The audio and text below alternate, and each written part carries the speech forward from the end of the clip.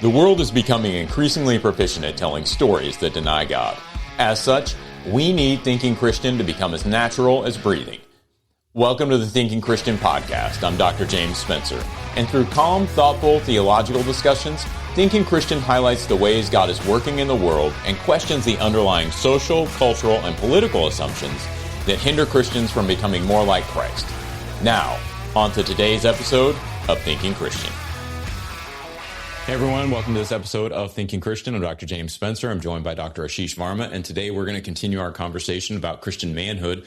We're taking a slightly different direction because Father's Day is coming up, and so we're going to talk a little bit about men as fathers, men in the role of fathers. And to do that, we're going to take a look at Ephesians 5 and 6 primarily. We're going to start in Ephesians 5, 15 through 21, which really is the prologue, let's say, or the beginning of a section that discusses the relationships between various different roles within the Christian community. So husbands, wives, children, parents, and masters, servants. But 5:15 through 21 really does begin to set this up. And so to begin this episode, I'll just read through this, and then we're going to have a little discussion on it. And then we'll jump over to chapter 6, which is where fathers and sons, or fathers and children, are really addressed. So here's Ephesians 5:15 through 21. Look carefully then how you walk, not as unwise, but as wise, making the best use of the time because the days are evil. Therefore, do not be foolish, but understand what the will of the Lord is. And do not get drunk with wine, for that is debauchery, but be filled with the Spirit, addressing one another in psalms and hymns and spiritual songs, singing and making melody to the Lord with your heart, giving thanks always and for everything to God the Father in the name of our Lord Jesus Christ, submitting to one another out of reverence for Christ.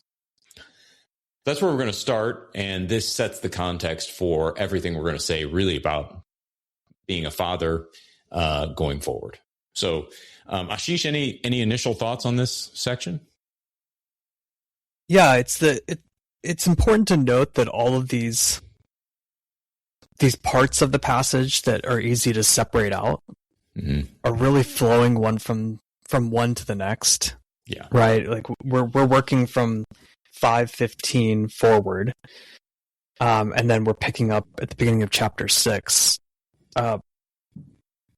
We're not skipping over the husbands and wives part at this particular moment, or the masters and slaves part, for any other reason than they're really they're getting to the same pathos of what this formation as people who are to imitate Christ look like, but the dynamics of exactly how that look in different relationships are what at play here, right? So the way that one might work in an employment setting and how that might look like to have the mind of Christ is different than one might have towards a spouse in kind, but not in pathos.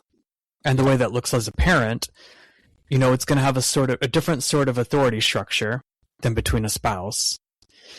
The parent is the parent, not a friend, right? And the child is the child, not a friend. But the same underlying reality of being wise, of having the mind of Christ, is what's at play. So this is really what Paul is trying to parse out for the church in Ephesus in ways that we've talked about paradigms or patterns, where we have to discern what does that pattern look like in the present, in our places. And the key here is to be formed by the mind of Christ in a way that it's going to bring forth wisdom. And I think that dynamic of wisdom is something we're going to keep bringing up, should keep bringing up. Yeah, I think that when we think about wisdom, Old Testament context, wisdom is really understanding. We can summarize it as understanding how to live before a holy God, how to live maybe under God's authority. I would say it's deeply, conceptually connected to something like a discipleship. Right? We're constantly learning to live in light of reality, and that reality is particularly the reality of the triune God. And so I think that wisdom here is, look, let's understand the context. You're no longer in the world in the sense that you are trapped and controlled and under the influence of the systems and structures of the society in which you live, and these are the only possibilities you have. Because now you have been connected to the God who is capable of doing abundantly more than you could ever ask or think. That's Ephesians 3:10, right? So you've got this new vista of opportunities opened up. And what that requires of you is to live into those things, to live wisely as opposed to unwisely. And we sort of see that dichotomy here in 15 through 21. We see it with the do not get drunk with wine, for that is debauchery, but be filled with the Spirit. There's a different control mechanism that should be part of your life. It shouldn't be the wine. You shouldn't be allowing the wine to change your behavior in such a way that you lose control of yourself. What you should be doing is handing over that control to the Holy Spirit, allowing the Holy Spirit to fill you. And what comes out of that is then addressing one another in psalms and hymns and spiritual songs, singing and making melody low with the heart, giving thanks always and everything in the name of God the Father, and then submitting to one another out of reverence for Christ. That last phrase, submitting to one another out of reverence for Christ, is often what we understand to be carried through the rest of chapter 5 and into chapter 6. And I would just make one comment on that. Number one, I think all of these, from verse 19 all the way through 21, are intended to give us a picture of the sort of relationships we're supposed to have. Right? These are supposed to be God-honoring relationships, things that are constantly pointing to and glorifying the Lord God. But I think the submission aspect is important for a couple of reasons. Number one, it's connected to the reverence of Christ. And so sometimes it's easy for us to think in terms of, especially as we're talking about the male-female relationships, but I would also say the husband or the father-son relationships. It's easy to think about the submission part, right? One is to be submissive to the other. My kid should listen to me because I'm the dad and I have the authority and I know better. That submission part is easy to think about. What I think is difficult to think about is out of reverence for Christ. So when I think of that phrase, I think of then a reorientation of the relationship I have with my children, because that relationship emerges out of my relationship with Christ. I'm doing these things out of reverence for Jesus, and thus it is a constant characteristic, not something situational. It's not manipulative. It's a constant disposition that I carry with me. That out of reverence for Christ, I am going to act in a certain way, even if acting in a certain way is not affecting the behaviors that I would like it to affect.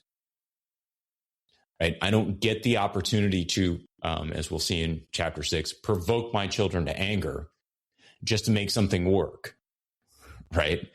If I'm doing this out of reverence for Christ, I'm constantly responding to him from within this situation, as opposed to responding to the situation as if he were absent or irrelevant. And so I think the father's commitment to Christ, this out of reverence for Christ, is paramount in this whole section. The husband, the father, the master servant.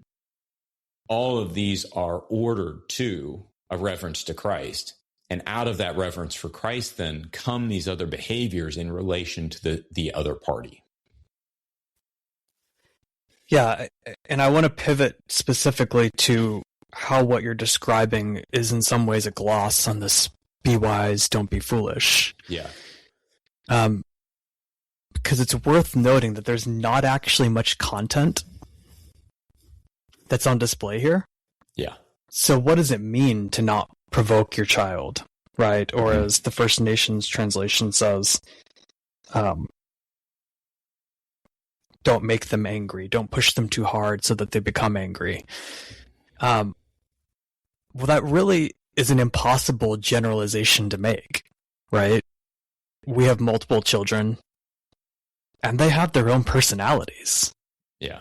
I know how I could make my kids angry. I also know the degree to which I can push them, and I know how to push them. Yeah. But I know how to push them in a way that, there's a way of pushing them that can force them in some sense to lose their center, where it's now counterproductive. And there's a way to push them that motivates them, right? And that just comes from acquaintance. It comes from being their parents and understanding their personalities, right? I gathered a long time ago that my oldest kid has my, for better or for worse, deep competitiveness. And if I want to motivate him just simply trying to persuade him is going to get me nowhere, right? He's stubborn. Yeah. If he's made up his mind, he's made up his mind, unless you can stoke those competitive juices. So sometimes it's just a matter of going to the second born and getting her involved in something, and suddenly he's got this sense of, oh, I can't let her get ahead of me. I can't let her beat me. And now he's after it. Right. And that's just a matter of knowing who they are, right? Yeah. And what we're being called to here doesn't have the content, because I think Paul understands, in light of the fact that he begins the discourse with being wise, don't be foolish, is that there's no one way to do that, right? And I think that's sometimes where we get into trouble when we think of, especially when we think about conversations and masculinity. It's a very prescribed way of thinking, and therefore it's a very prescribed way of motivating. Yeah. And that pushing might work for one person, one child, that doesn't work for the other. Yeah. And there's where the wisdom comes in. Yeah. Right. Yeah. It's interesting. My wife and I have, my son, we've kind of joked. It isn't exactly how this works, but jokingly, my wife generally handles my son and I generally handle my daughters. Just the way the personalities fell. Right. She's got a better temperament to deal with my son usually, and understands how his mind works and what he's trying to do and how he thinks better than I do. And alternatively, I generally have a better sense of how to handle the girls and help them along and like give them appropriate challenges and those kind of things. And so we've had that dichotomy. We have a lot of conversations in our household about how to go about parenting, and we often have different ways of doing that. Kim is just by nature, she was an overachiever in school, maybe just a normal achiever in school. Maybe I was an underachiever. It's probably the better way to say it. She wasn't afraid to try. And she really put a lot of effort into things. And so when she sees the kids doing less than that effort, sometimes she's really frustrated by it. Whereas I kind of sit back and I'm like, listen, I learned a lot through non-effort, right? I earned valuable lessons getting C's in certain classes, right? Like I get how this works. And so sometimes you just have to let this play out, because pushing them isn't going to help. And so there's this one story we've told numerous times in our household where I had already taken the ACT and my mom was adamant that I take the SAT as well. The SAT happened to land on the day of prom or some dance. I don't remember what was prom. That might be a mythical thing. But anyway, it was some dance that I was going to. Let's go with prom. It sounds good for the story. It sounds good for the story.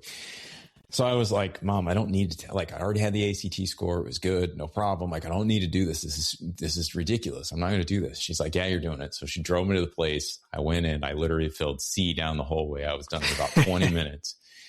And I came out. She's like, well, how'd it go? I'm like, oh, I think it went pretty bad. And I mean, I tanked those SATs like nobody's business. But it was one of those things where I think, looking back on it, I wasn't honoring her at all. Right. And what she was really trying to get me to do. But she was also pushing me past these points. Right. And not really giving me the leash to sort of say, okay, I shouldn't push him this far because this is not going to go well. And so I think we both learned a little lesson there, me more in retrospect than her. But it was an interesting point. Like, I think there are these things that you do have to learn about your kids. How far can you push them? Where are they going? Where is it going to make it hard for them to really honor you? And is there a good reason to push them beyond that point? I think that's where it kind of gets to, because they are going to be angry at you sometimes, right? That's the only pushback I'd give on that First Nations translation is I think your kids are. What if your career and your calling didn't have to be two different things? At Crown College, you can earn your bachelor's or master's degree online in 8-week courses built around your schedule. Biblically grounded, practically equipped, HLC accredited. Your next step starts with a text. Text CROWN to 94878 for a free program guide. Again, text CROWN to 94878. To be angry with you at some point. And so, and that's okay. It's okay in that sense. Yeah. Right. I would just say, I think what the heart of this and what we're talking about is 6:1 through 4, in verse 4, fathers, do not provoke your children to anger, but bring them up in the discipline and instruction of the Lord. What I think is going on there is, do not provoke your children to anger such that it becomes impossible for them to honor you. Right. Don't unnecessarily anger them, but bring them up in the discipline and instruction of the Lord. That's not often comfortable. I mean, if we've all experienced the Lord's discipline and instruction, it's not like we ache for that necessarily. It'd be great if he just thought we were amazing as is. But, occasionally discipline and instruction is necessary, and it's not always comfortable. And so I think there's a sense here in which we just want to make sure we're not reading, don't ever trigger your kids. Right. Right. As opposed to, don't push them so far that they're not going to be able to honor you anymore, to fulfill that role of child within the relationship. Yeah. So what I'm hearing is there are two swings of the pendulum. Mm-hmm. On one end of the swing, there's the kind of parenting that is just constantly riding your child. Yeah. And then there's the other end of the pendulum where one's so worried about riding their child that they don't push them at all. Yeah. And the kid might get upset by the push if you're never pushing them.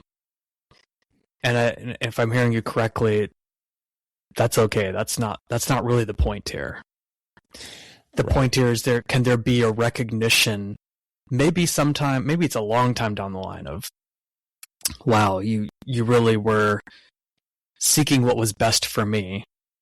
And what's best for me wasn't just this idea of, and maybe this is the instructive point, isn't just simply this idea of what I want, but it's about training your child specifically to be the sort of people that can then themselves, as they grow up, in their new relations and their new ways of relating to people as an older person, have the mind of Christ.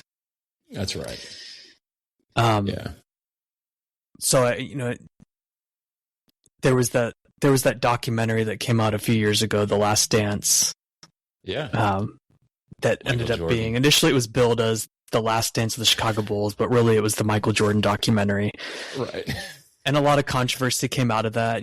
Growing up the big Bulls, Michael Jordan fan, I was in my element, but I also realized pretty quickly things that were new to a lot of people weren't so new to me as growing up in the Chicago area and having that access to, the stories of what was going on behind the scenes. Right. But like the revelation to many was Michael Jordan's kind of a jerk. Yeah. And I thought, so. Right. Unabashedly so. Yeah. And that wasn't really new to me. Right. But it was instructive to me because I have to confess that I empathize with Michael Jordan's personality. I was the guy on my basketball team who rode people because I thought, you're not really putting the effort in. Yeah. And not everyone responded the same way. I remember one teammate, especially when I was the captain of the team my last year, and one of my teammates responded really well to that. And he was a really good player by the end of the year. I had another teammate who was ready to leave the team. Yeah. And I didn't have the wisdom at 17, 18 to be able to recognize maybe there's one approach for one person and not for the other. Right. Right. Yeah. And that's something that retrospectively was the training that I think of my coach. I had a really good coach that year. He interestingly enough, the player that I rode that it worked really well on was the coach's son. Okay. And he was more than happy to let me ride his son. But with this other kid who it didn't work well, he would step in, and he wouldn't step in a way to say, I want to take away that fire. But he stepped in a way that was very distinctively, this guy doesn't respond to that. So let's put a little bit of a gap between you and him in the way that you're doing that, in a way that I'm not going to put a gap between you and my son, because he responds well to it, and he's becoming a better player. And I think as I started to learn, that son wasn't responding to his father's teaching just because sometimes kids just don't. Yeah. And so that kind of became a way for him, and that was really good parenting, is what I'm getting at here, right, on his part. Yeah. Not just in the way that he managed me, who wasn't his son, but we had a really good relationship, but actually the way in which he managed his own son by saying, you know what, sometimes I'm going to step back and I'm going to let captain of the basketball team here ride you in a way that I know you're going to respond to him, that you won't respond to me. That was wisdom, and maybe Michael Jordan had that wisdom as well. I don't know. We had the documentary. We weren't on the inside circles. But I think about that, of at least the way it was presented, of some of those guys didn't appreciate it so much. No. Right? But they did win. But they did win. They did win. And maybe that's the solve all for that. But for our purposes here, it's a recognizing that there was a time and a place, as we saw in that documentary, for Michael Jordan's approach, and there was a time and a place for Scottie Pippen's approach. Yeah. In my case, my coach sort of embodied both of those, and that's where the wisdom is, right? And what you want ultimately is for your kid to grow up to also have that wisdom, right? I want all of my 4 kids, if they have kids, to recognize that all their kids are not the same. And all my kids have different struggles, and they have different strengths, and you got to work accordingly. And I think that's kind of the motive that Paul's working with here. Sorry, go ahead. No, it's been interesting. We have 3 kids, 3 biological children we've had with us their whole lives, and then we've had numerous foster kids over the years, and then we just adopted she was 4 at the time. She's now 5. We haven't had them their whole lives, right? Like they had a history before us. Read this book called "The Body Keeps the Score," which is really an interesting book. Have you read it?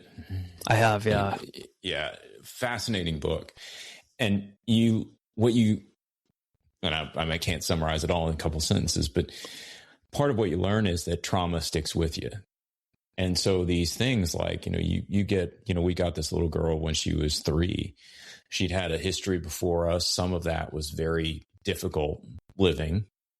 No abuse necessarily, but there are these developmental stages that you go through as a child. You hear about it with, Eastern Bloc orphanages where kids don't get held and they develop attachment disorders and things like that. And so there are all these different sort of developmental stages that kids go through. And when they miss that, they don't just automatically catch those up. Like it tends to stick with them. And thus, the body keeps the score. And so, I'm having to adapt the way I father her to pretty drastically from the way that I fathered my own kids, right? The ones who are with you, they get used to the sarcasm. They get used to the, they get used to dad being dad. But the 5-year-old needs something a little different. And so like she came in yesterday and was like, hey, I cut my hair. And I'm like, well, that's probably not good. In my head, I'm like, what the heck, right? I'm just trying to get a workout in. You're out there cutting your hair off. Like, what is happening? And so I had to think through my response to that. Like, what do you do here to make it clear that she can't cut her own hair and she probably shouldn't be cutting any of her body parts, right? Seems like a corollary, but without creating a context where she doesn't now feel safe. Like those old feelings of insecurity and abandonment don't come back in. It's been a very, I would say, difficult parenting challenge, right? Because, with my kids, it's like, okay, I'm never letting you touch scissors again. Like, this is crazy. You're lucky I don't shave your head, right? like those are things you can say when they're your own children. They've been with you forever. And it's like they have safety and security. And now they just know oops, I did something wrong and dad's a little miffed. But with a new kid, I'm having to watch a little bit more carefully. And so it's interesting. And it does require a certain degree of thinking through to make sure, as we see here in Ephesians 6, that I'm not provoking that child to anger. In other words, that I'm not so alienating this child, so pushing her away and making her develop a distrust of me that will ultimately mean that she can't really honor me. And so how do you bring someone up in the discipline and instruction of the Lord? Well, that's not a set box. There's no checklist or recipe for that. You're having to sort of massage this into the personality of the individual, as opposed to treating all 5-year-olds as if they're just all 5-year-olds. Right. So what I especially learned from that story is the effectiveness of the threat from a parent that I'm going to shave your head. Yeah. My mother, growing up, her threat to me was "Main tere ko jamat karunga," which is Hindi for "I'm going to shave your head." It lasts. It works. It works, except that I went to college and then I shaved my head. Now what are you going to do? And then I did it for the next 10 years. Yeah. So that the effect of that was gone eventually. But it worked in the moment because I thought, in part, I didn't realize that's what she was actually saying to me. Yeah. But that's neither here nor there, right? No, but I think at the end of the day, what Paul's trying to get at with this, and he has a similar passage here, and just so people know, like Colossians 3 conveys a very similar thing. Uses a slightly different verb. Instead of honor, it's obey, which I think there's a ton of conceptual overlap there. I think we could try to make some distinction. There probably is some distinction, but I would say the semantic overlap is such that you're really not distinguishing much between honoring and obeying a parent. I don't think, in other words, when you're using obey, let me say it like this. Sometimes when we use honor, we have some sort of dispositional sense about it, an emotional kind of background for this, where we say, oh, it's not just obeying, it's also recognizing the authority and appreciating the person. And that's honoring. Obeying is just, well, I guess I'll do what they say because they're in charge. I don't actually think that's a good way to distinguish these biblical terms. I think obedience, like when we obey the Lord, we're not just behaviorally doing it and hoping he doesn't notice that our heart's not in the right place. There's a bigger picture there that conceptually overlaps with what we would normally understand as honor. And so I think these are very close terms within the New Testament. But in Colossians 3:21, it says, fathers, do not provoke your children, lest they become discouraged. Now, that word provoke is a different word than we see in Ephesians 6. But I think overall, it's a very similar notion. And if we look up above that and we see what the husbands and wives instructions are, wives, submit to your husbands as is fitting in the Lord. Husbands, love your wives. We see that in Ephesians 5. This is the main thrust for husbands. And do not be harsh with them. And so, again, it's much, when we think of these as reciprocal relationships, right? There's not a call for wives to submit to an abusive husband, something like that, right? What's being called here is this reciprocal relationship where submission becomes easy because the husbands are not treating their wives in an inappropriate fashion. And I think we see the same thing with fathers and children. We see the same thing with bondservants and masters, right? That these relationships are supposed to be reciprocal. And so we know that children are to obey to obey us. That doesn't mean that we make it hard for them to do so, right? It means that we make it easy for them to do so. We recognize that this is their role, and our role is to facilitate that obedience by being honorable ourselves, worthy of it. And I think that's what is at sort of the heart of these passages, is that fathers are to be worthy of honor, and thus the children now honoring the honor they are supposed to give comes easy. It doesn't mean we're going to be perfect, but it does mean that we have to exhibit that character such that it's easy to honor us. Right. So to your point, Ephesians 6 speaks of children honoring your parents. Mm-hmm. Colossians 3, very parallel in the way that the passages are set up and what they're doing. Children obey your parents. Yeah. There does seem to be that interchangeability as to what this honoring looks like. But I think to your point, the reciprocal nature of these things, it's not there's one kind of reciprocity for friends. Yes. You're on a similar status level, social level. We don't go around saying, obey your friends. Right. But we do have a notion of you treat your friends the way that you'd like to be treated. Yeah. Right?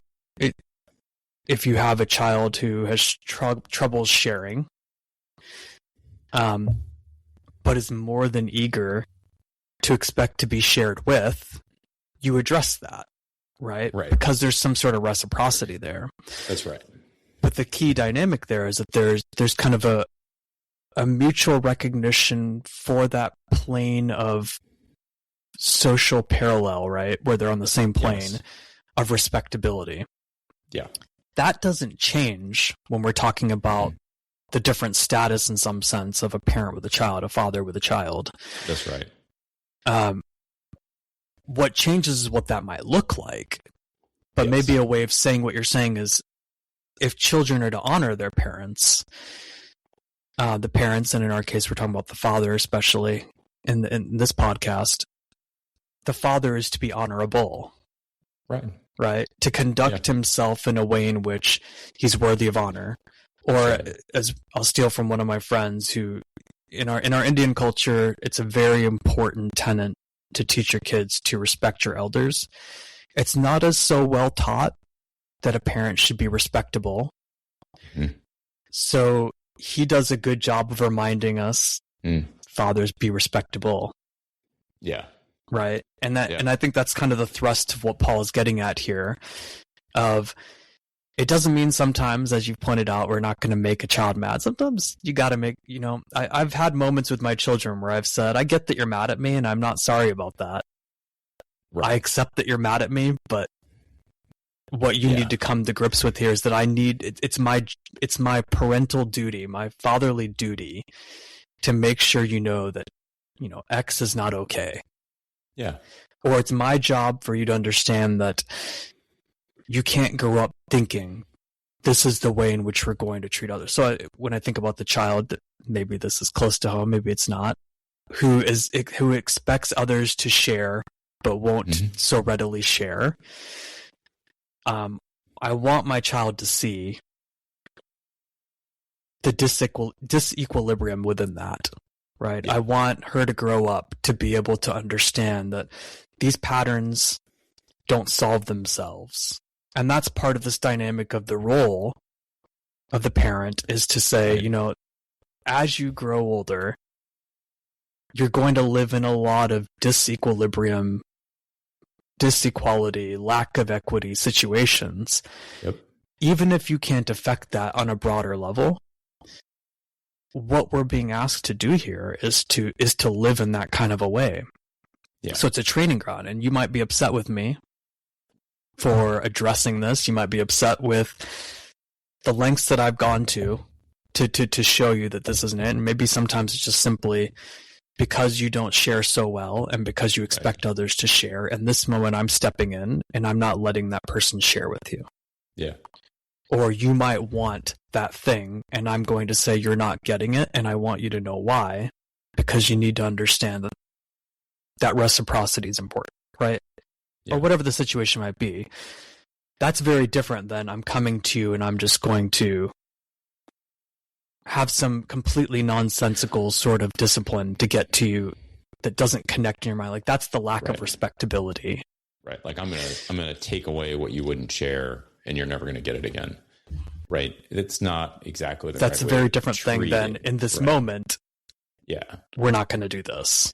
Yeah. And I think, if we look at the way God works with people in Scripture, we see this in a number of different ways. Obviously, when we think about the discipline and instruction of the Lord, one of the paradigms that I would go to is like the Israelites in the desert, right? And we usually think of that as a highly negative experience. Paul uses it as a highly negative experience, right? These things were written so that, for us, so that we wouldn't make these same mistakes. And it didn't turn out so well for the Israelites in the desert. It's like, okay, fair enough. That's one way of thinking about it. But I would put on the opposite end of that, I would put Abraham.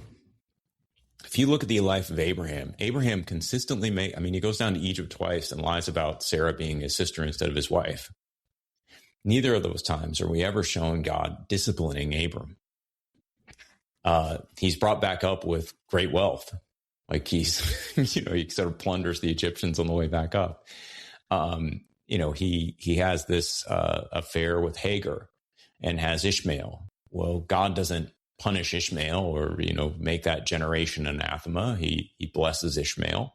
And all the while, I think what he's trying to teach Abram is, no, look, this is how you live with me. This is what it looks like to have this relationship with me. And this is the way your response needs to change. Finding uplifting news in today's headlines is often like searching for a needle in a haystack. At the Story Behind podcast, we believe in the power of finding heartwarming tales and are happy to share empowering stories with you every week. Hear about how Steve Harvey surprised a dying man on Family Feud with $25,000. Get inspired by the note a waitress received from a patron dining alone. And even hear about how one VIP passenger made a hardworking pilot get emotional before his flight. To start listening to the Story Behind podcast, visit lifeaudio.com or search Story Behind on your favorite podcast platform. As you're living before me, and that comes to a sort of a climax with the near sacrifice of Isaac, where Abram is going to give Isaac back to God in this act of sacrifice. And it demonstrates that Abraham is now one who fears the Lord. This is what the angel who comes down says, after Abraham's test. But I think throughout that whole Abraham cycle, you don't see God, quote unquote, disciplining Abraham. You see the patience of the Lord. He's not addressing every little thing that Abraham does wrong. He's allowing Abraham to understand what it looks like to live before him through this progressive revelation. And he's not just every time Abraham screws up, like on top of him, like, that was the wrong way to do this. And so I think part of what I see in that is there's room for both. There's room for in the moment, we've got to address this and it's time now to address it. And there's also room for, in this moment, we're seeing a mistake, but we need to let this play out a little longer and let this person come to this themselves. And I think there's both a give and a take. And therein lies the wisdom that we have to develop, right? When do you do the one rather than the other, right? When do you restrain from offering this instruction and this discipline and allow this to play out a little further? When do you step in and say, no, we're not doing that right now? And that appears, in my estimation, it's appeared differently in different ages, especially if my kids are getting a little older. My son's 20, my daughters are 17. I find myself doing a whole lot more of, I'm going to have to let this one play out. Like I'm going to let this one play out. I do a lot less, hey, we need to address this like right now. Right? It's like, there's going to be consequences for this that are going to be painful for them at some point. It's going to be painful enough for them that they're going to start to get it. And my role almost is to let those consequences come. Now, it's sort of like, I think we've mentioned this before, like, you put your hand on a hot stove, you're not going to let your kid just sit there with his hand on the hot stove and let it, 5th degree burn or whatever. You probably wouldn't even want them to touch the hot stove. Right. And so there's a sense in which I'm sort of standing back saying, how far can I let this go? Is there any danger here? Is there really a consequence for me taking this approach that's going to be very detrimental for my kids? Versus that moment where I'm like, no, this will be a really good life lesson and I'll be there to help them process it as they go through it. It's not comfortable at all. But you kind of have to assess based on this verse, like, at what point do they not need another lecture from dad? Like a pre-lesson about what could happen in this scenario. Right. Right. And at what point is that going to be provoking to the point where it's like, dad just wants to control where we go and what we do and how this works. And, I'm just finding it a little more frequent with my older kids that I have to do it the other way. So. Yeah, that makes sense. And what I'm hearing in this as a parallel with the way that God was treating Abraham. Of course, God is the one that we see above all as wise. Yeah. There's such a close and intimate understanding of your children, and even more so that God has of his children, us. Yeah. To be able to recognize, how do you work in this particular environment? Yeah. Right. Yeah, you mentioned the stovetop one. I immediately think of my daughter, who's now 10, who, when she was probably around 2, just had this fascination. And to a degree, it's when you're 2, you're looking at an angle where you see the flame on that stove in a way that when you're my age, in my height, you just don't see it. Right. And that drew her in, and she wanted to touch it. And I'd get in her way, try to convince her not to. Yeah. And one day when I'm turned around, she did it anyway. And she learned really fast. There was no holding her hand there. There was touch, gone, cry. Yep. We're done. Yeah. She's never had problems like that again. Right? Right. Now, of course, I didn't want her to touch the stove. No. But she learned that way, and it was instructive to me as a parent to watch her and say, okay, sometimes this child of mine needs to learn that way. Yeah. I've never had that problem with my oldest son, because my oldest son has a greater propensity to fear. And if I would have said something to him at that age, when I did, I'd say something to him that is big owie.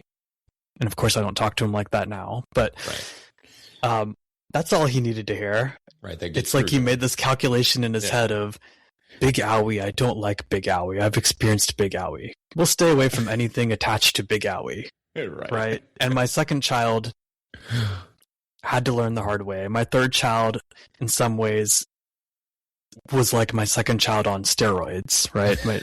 My third child broke her arm despite warnings over and over again not to do something. Yeah. And that lasted about 6 months, and then she started doing it again. Like, okay, that was a short-lived lesson in the grand scheme of things.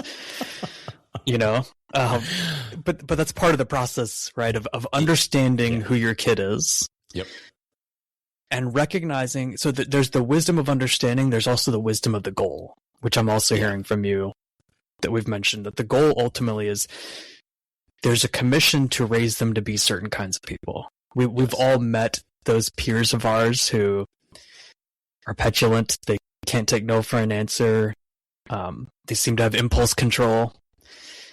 And you don't want to project too far into the past and assume what parenting that child might have been, but you get a certain idea of they never actually had to learn that lesson of impulse control. That's right.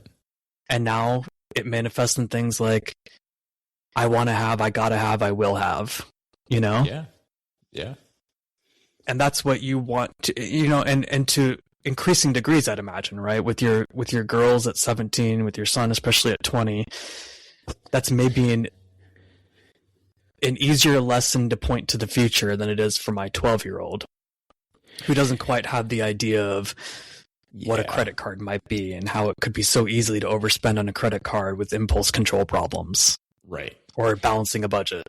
And so that's part of it as well, right? Recognizing frame of life, entering into new forms of maturity, brain development that aren't rules, but it's general understandings that the tactic changes. And that's part of being respectable, I think. Yeah, they're approaching new challenges, and so you sort of have to, at least I've found, you sort of adapt to the challenges that are before you.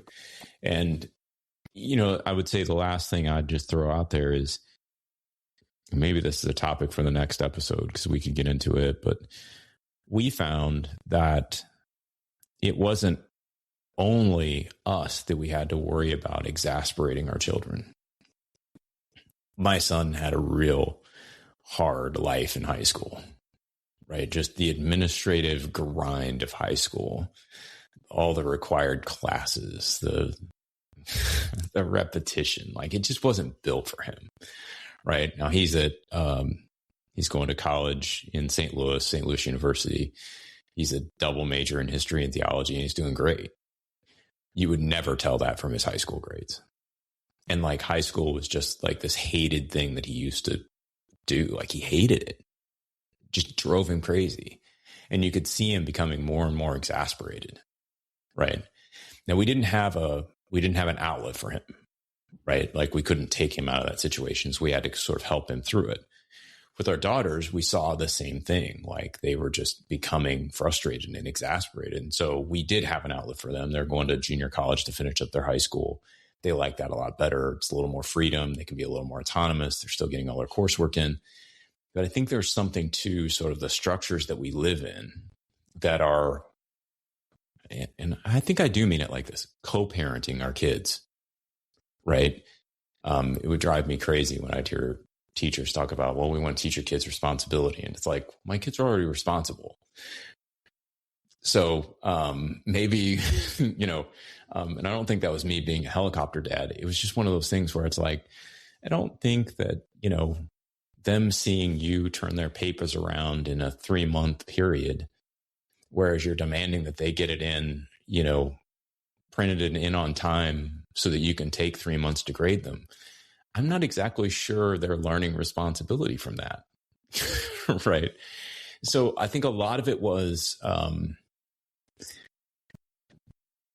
that's not to disparage high schools, not to disparage teachers. It's just to sit back and go, sometimes kids don't fit in the places you have them. And there has to be some cognizance of that as well, because there's only so much we can do as parents. It's really rough to get my son out of high school. He had a lot of trouble. My daughters, we were really happy to have the release valve because I think they'd be struggling the same way too. Just didn't work for them. So, I think that's a whole other aspect of this, is that we're not their primary influencers. There's a lot of ways that kids can be frustrated. And so we have to be cognizant that they are entering into social worlds and developing their own lives in ways that in part we need to help them cope with, but also in part that we may need to help them step out of. Just throw that out as a sort of another thought on parenting here, I guess. Yeah, and in some ways I think you're ahead of that curve on me. I haven't quite had to deal with those dynamics with my kids being younger, but that makes a lot of sense. And that speaks again to the sort of grittiness, right? In Gardner's terms, it's the sticking your hands in the dirt. If you're not willing to get your hands in the dirt, perhaps because you're too afraid of having to wash your hands afterwards, you're not going to be a good gardener. Right. If you're not able to get into the situations and understand the distinctiveness of your kids, I think you're going to get into the places that Paul's saying to beware of, right? The exasperating of your children, the provoking them in ways that maybe isn't even intentional, right? I think we maybe think of it too often as intentional, and what we need to do is think of it more broadly through the lenses that he's giving us, which is everything is framed around wisdom, right? And is referring back to Jesus, the wise one. That's right. And if that's the case, it's a necessity of understanding that there's not a one-stop shop. And I think that's really telling to the fact that Paul gives very little specifics in these passages. Yeah. And when we tend to think of fatherhood as bequeathed to us as this masculine structure, it's far too specific. Yeah. And we end up with exasperated children. We end up with children who become reactive, right? I don't want to be that. And of course, every child is going to eventually say, I disagree with my parents on this or that. Yeah. And want to do something different. We're doing the same thing. Yeah. But there is a difference between making changes and not agreeing, and whole scale rejecting because what we've seen is a lack of wisdom. So it's that's right. Maybe at the end of the day, the sum is that it's a call to wisdom as parents to recognize who your kids are, recognize where they are, and know that what might be good may not be good for the other. What might be good for your neighbor's kids may not be good for your kids, and vice versa. I think why don't we dig into that next time? We're about out of time on this episode. Why don't we dig back into that next time and talk a little bit more about, those aspects of fatherhood? I think there's other things we can talk through that would sort of dispel the myth that there's some sort of recipe for raising kids. And we can dive a little bit more into that next time. So thanks for this conversation, man. This is helpful. And fun. It's always fun talking about the kids, as much as I bemoan having them. They know I love them. So it's fun to talk about them and enjoy this. So thanks for being here. Thanks, everybody, for listening. And we'll catch you on the next episode of Thinking Christian. Take care. Just want to take a second to thank the team at Life Audio for their partnership with us on the Thinking Christian podcast. If you go to lifeaudio.com, you'll find dozens of other faith-centered podcasts in their network. They've got shows about prayer, Bible study, parenting, and more.